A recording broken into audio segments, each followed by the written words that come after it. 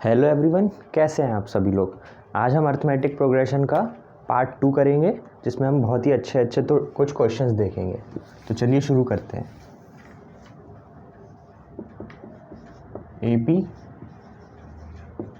Part 2, ठीक है।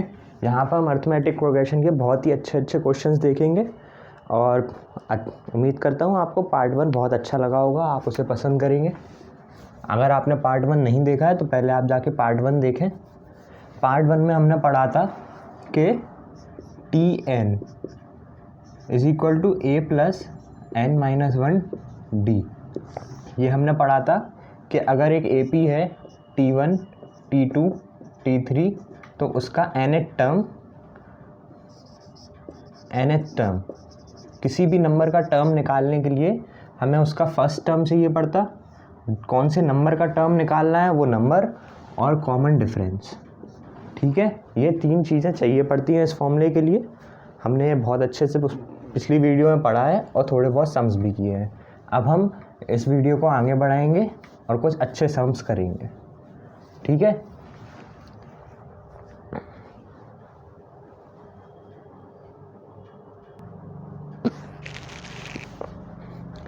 चलिए ये क्वेश्चन ट्राई कीजिए।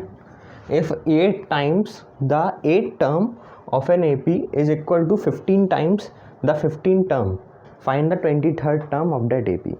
देखिए 8 times का मतलब क्या होता है, किसी चीज़ का 8 गुना होना। मतलब जो T8 है, ये जो T8 है उसका 8 times 8 गुना किसके इक्वल है, is equal to 15 times of 15th term. ये इक्वेशन दी हुई है इस क्वेश्चन में और आपको निकालना है T23। T23 की वैल्यू क्या होगी, a प्लस 23 माइनस 1 डी, जो कि आएगा a प्लस 22 डी। हम इसका यूज़ करेंगे बाद में, ठीक है। इतना समझ में आ गया सबको। चलो इसको सॉल्व करो। T8 की वैल्यू रखो, T15 की वैल्यू रखो। चलो 8 इंटू a प्लस 7d, ये आप लोगों को पता है ये 8 माइनस 1 डी आएगा, इसलिए 7d आएगा, इक्वल टू 15 a प्लस कितना आएगा 14d। कैसे आएगा 14d, ये 15 माइनस 1 आएगा और ये 8 माइनस 1 आया। ओके चलो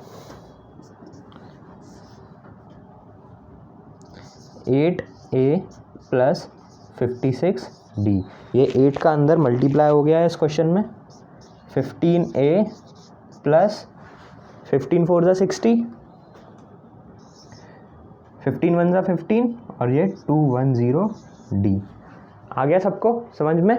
अब इसको हम यहाँ पे ले जाएंगे 8 को और ये 21 को यहाँ पे, तो ये माइनस होके 7a हो जाएगा और ये इस तरफ माइनस होके, आप एक काम करो इसको यहाँ पे 0 ही रहने दो, ये भी उस तरफ चला जाएगा, तो प्लस 210d माइनस 56d। कुछ बच्चों को समझ में नहीं आया हो तो मैं डायरेक्ट नहीं कर रहा, पूरा लिख दे रहा। 15a माइनस 8a और यहाँ पे कुछ नहीं बचा इसलिए 0 लिख दिया, ठीक है। तो ये आ जाएगा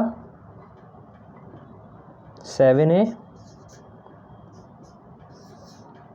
और यहाँ पे क्या आएगा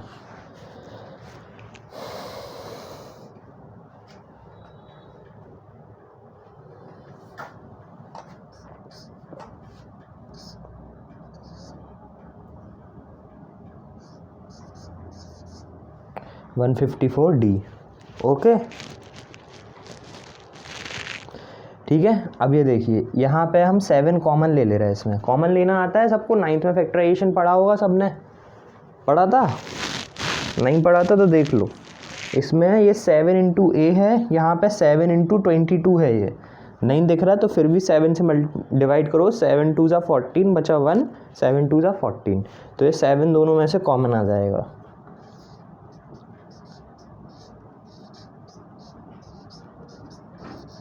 और जब 7 यहाँ पे जाएगा तो 0/7 0 हो जाएगा।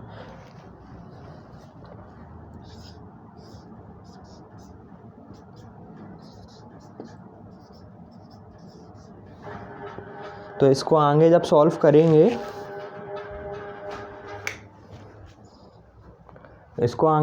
करेंगे, तो a + 22d क्या आएगा, 0 आएगा। और हमें निकालना क्या था, a + 22d ही निकालना था हमें। तो 23rd टर्म की वैल्यू क्या हो गई, 0 हो गई। ये आप देखिए, ये 23rd टर्म के लिए लिखा हुआ है a प्लस, अगर हम 23 - 1d लिखते तो 23rd टर्म हो जाता। तो इसीलिए यहाँ पे ये 23rd टर्म की वैल्यू 0 आ गई। तो आपको इसको और आगे करने की ज़रूरत नहीं है। आई होप सबको समझ में आ गया होगा। इससे हम एक बहुत ही इम्पोर्टेंट रिजल्ट ड्राइव कर सकते हैं।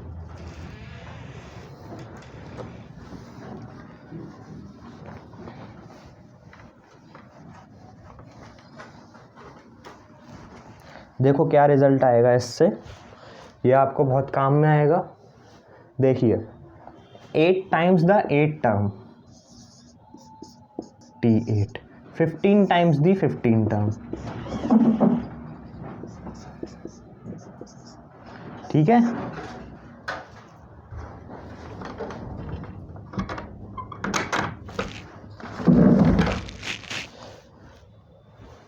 मौसम बहुत ही खराब है। देखो क्या होता जब मान लो इसको m times the mth term और n times the nth term, ठीक है। तो इसका रिजल्ट आता है t m + n = 0। इसी से आप देख लो 8 + 15 कितना होगा, 23। T23 0 आएगा। तो उस क्वेश्चन में इसीलिए T23 0 आया था। तो समझ गए सब लोग कि 8 टाइम्स दी 8 टर्म या 15 टाइम्स दी 15 टर्म, ये दोनों चीज़ें सेम होनी चाहिए। अगर ये दोनों चीज़ें सेम है और इक्वल है एक दूसरे के, तो इनका जो एडिशन होगा वो नंबर का टर्म 0 आएगा, ठीक है। आ गया सबको समझ में। ये चीज़ पक्के में नोट कर लो, ये वाली, ठीक है। ये लिख लो अपने पास कहीं पे।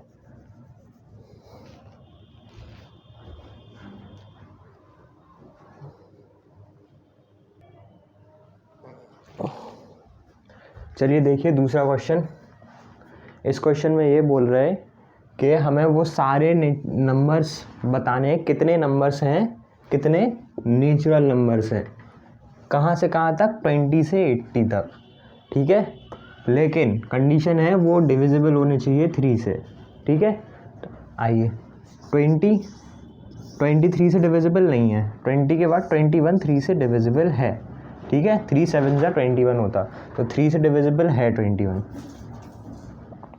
उसके बाद यहाँ से 80 देखिए, 83 से डिविजिबल है, 3 2 जा 6 बचे 2, 3 6 जा 18 बचे 2, नहीं हो रहा डिविजिबल, 2 रिमाइंडर आ रहा। तो आप इसमें 2 कम कर दो, जितना रिमाइंडर आ रहा उतना माइनस कर दो। इसमें ये होता कि जितना रिमाइंडर आए आगे वाले टर्म में रिमाइंडर प्लस कर दो और पीछे वाले टर्म में रिमाइंडर माइनस कर दो, ठीक है। प्लस आर फॉर रिमाइंडर, यहाँ पे माइनस आर। अब यहाँ पे अगर हम -r करेंगे, -2 करेंगे तो 78 आएगा। तो 78 3 से डिविजिबल है, देखो 3 2 जा 6 बचे 1, 3 6 जा 18।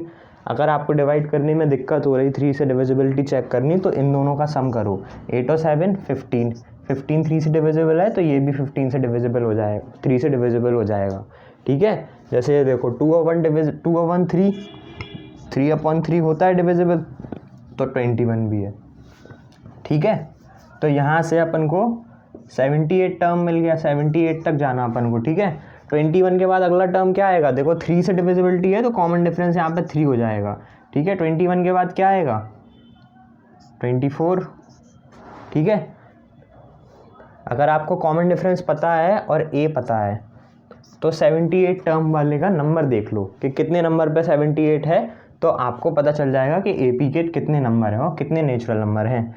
तो Tn = a + n-1d। हम लोग इस 78 का नंबर चेक करेंगे, 78 कौन से नंबर पे है। 78 जिस नंबर पे होगा उतने नंबर ऑफ टर्म्स इस AP में है, ये पिछली क्लास में बताया था, ठीक है। तो अपन को पता चल जाएगा जितने नंबर ऑफ टर्म्स हैं उतने ही नेचुरल नंबर हैं जो 3 से डिविजिबल है। यहाँ पे 78 इक्वल टू 21 प्लस n-1 3, ये इसमें माइनस हो जाएगा 78 माइनस 21 और ये 3 डिविजिबल हो जाएगा यहाँ पर।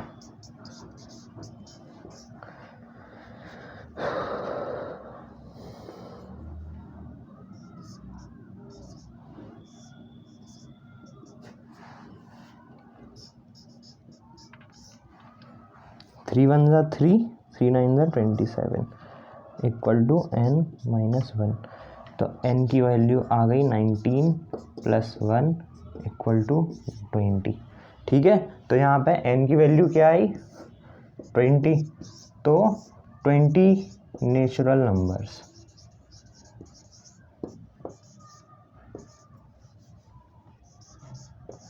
विच आर डिविजिबल बाय 3, इसका आंसर आ गया 20, ठीक है। 20 आंसर आ गया समझ में। चलो नोट कर लो, फिर अगला सम कर रहे हैं।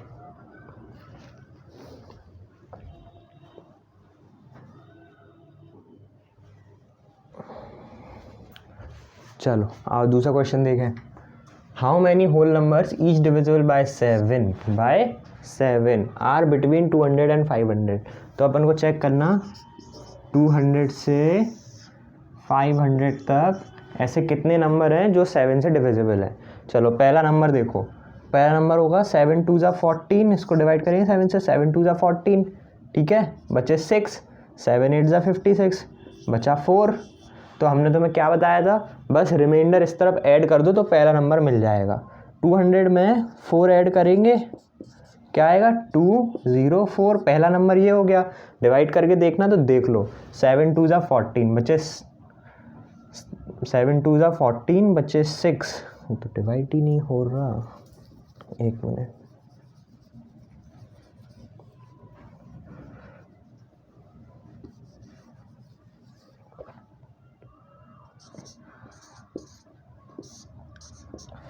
देखो 7 2 ज़ा 14 बचे 6, 7 8 ज़ा 56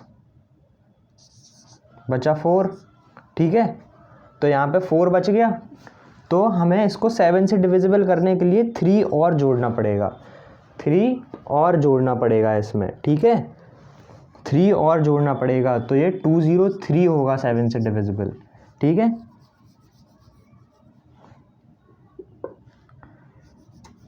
यहाँ पे देखो 7 से डिवाइड करेंगे इसको, क्या आएगा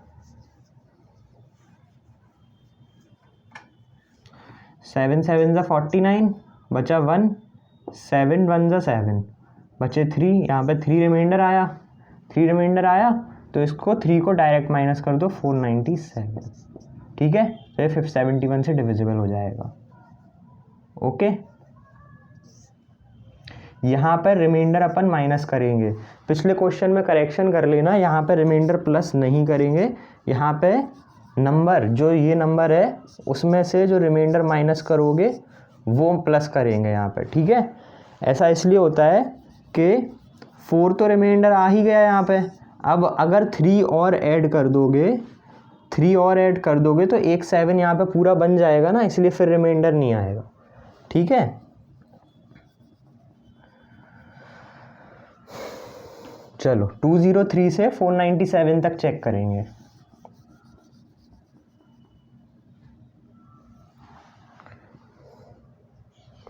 पहला टर्म हमारा 203 है, Tn is equal to A plus n-1 D, okay. 497 का नंबर ऑफ टर्म चेक करना है, is equal to 203 plus n-1, और ये 7 के मल्टीपल्स हैं सारे, इसीलिए कॉमन डिफरेंस 7 होगा यहाँ पर, ठीक है। कॉमन डिफरेंस क्या होगा 7 होगा, तो ये 497 minus 203 upon 7 is equal to n-1।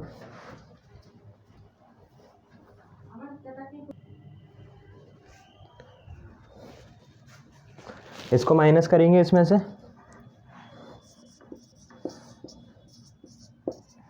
ये आ गया 4, ये आ गया 9, ये आ गया 2, ठीक है। 294/7 इज इक्वल टू n-1। ये कितना आएगा, 7 4 ज़ा 28 और 7 2 ज़ा 14, ठीक है। 7 4 ज़ा 28, बचा 1, तो 7 2 ज़ा 14,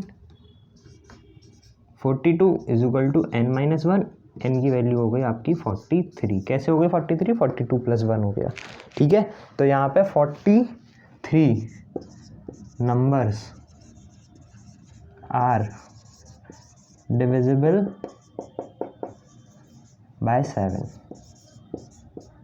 ठीक है, बिटवीन 200 एंड 500। ओके, समझ में आ गया सबको? ये कॉन्सेप्ट समझ में आ गया कि कैसे 203 आया और कैसे 497 आया? नहीं आया तो एक बार और देख लो। यहाँ पे हमने इसको 7 से डिवाइड किया तो ये 7 2 ज़ा 14 आया, बचा 6। फिर हमने किया 7 8 ज़ा 56, तो 56 से रिमाइंडर आ गया यहाँ पे 4, रिमाइंडर आ गया 4। तो इसमें और कितना चाहिए कि पूरा एक 7 नंबर बन जाए? यहाँ पे अपन को 3 ऐड करना पड़ेगा ना कि पूरा 7 बन जाए, तो इसलिए हमने 3 ऐड कर दिया। तो यहाँ पे फिर रिमाइंडर नहीं आएगा, क्यों? 7 2 ज़ा 14, बचे 6, तो 7 9 ज़ा 63। ओके, ये पूरा आ गया, समझ गए आप लोग? ऐसे यहाँ पर क्या होगा, जितना रिमाइंडर आया था हम उस रिमाइंडर को ही हटा देंगे, ठीक है। 500 में 3 रिमाइंडर आया था 7 से डिवाइड करने पर, हमने रिमाइंडर ही हटा दिया, तो 497 फुली डिविजिबल है। ओके,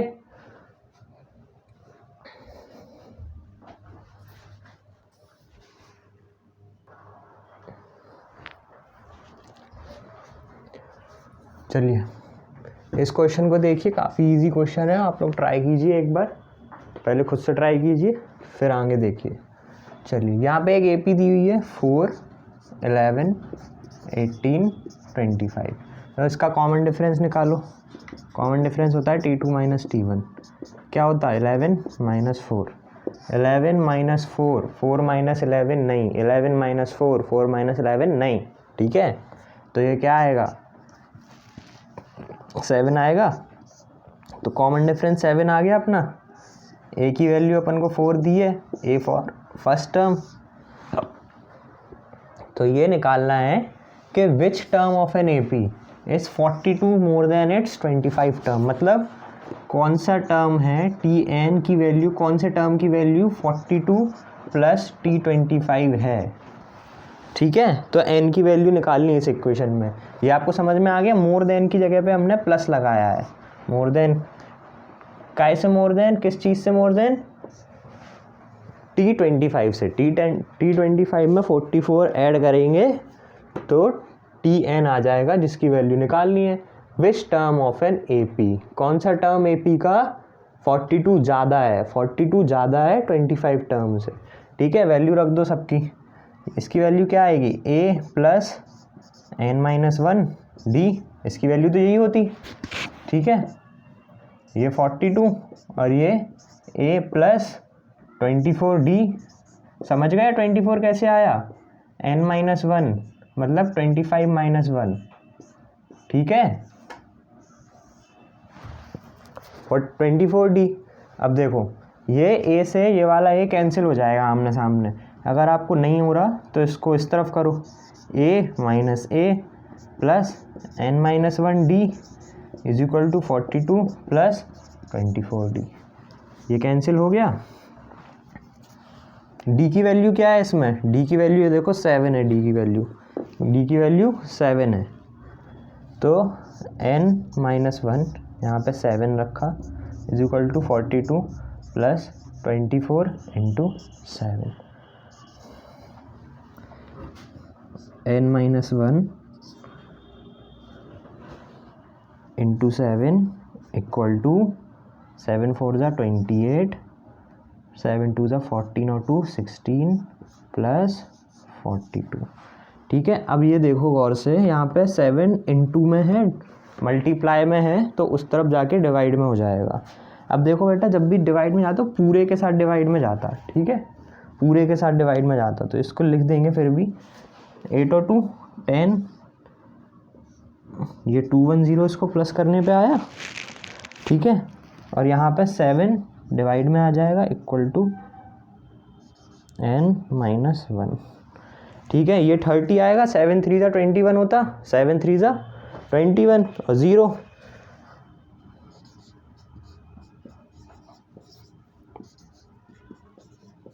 n इक्वल टू 31, तो मतलब 31 टर्म इसका आंसर है। 31 टर्म की जो वैल्यू होगी वो 25 टर्म से 42 ज़्यादा होगी। ठीक है, अगर आपको थोड़ा सा जल्दी सोचना है तो ये देखो 42 कब बढ़ेगा, जब 7 को तुम 6 बार ऐड कर दोगे। 7 7 7 7 7 7 7 6 42। 42 कब बढ़ेगा, जब इस मतलब 42 इस टर्म में कब बढ़ जाएगा, जब 7 को 6 बार जोड़ दोगे। मतलब कॉमन डिफरेंस को तुमने 6 बार बढ़ा दिया, तो जब 6 बार बढ़ा दोगे तो 25 से टर्म 6 आगे नहीं चला जाएगा, 25 और 6 31 हो गया। अगर कोई इतनी जल्दी सोच पाए तो ठीक है, नहीं तो अपन को यही करना और एग्ज़ाम में भी यही आएगा। ठीक है, समझ में आ गया सबको?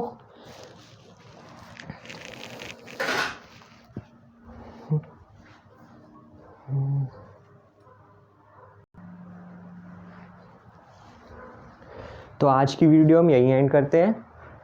अगली एक्सरसाइज आपकी प्लेलिस्ट में डाल दी जाएगी, तो आप वहाँ से एक्सरसाइज के क्वेश्चन देख सकते हैं। तो जैसा भी लगे, जैसा भी आपको अच्छा लगे बुरा लगे बताइए कमेंट्स में, और लाइक कीजिए वीडियो को। Thank you.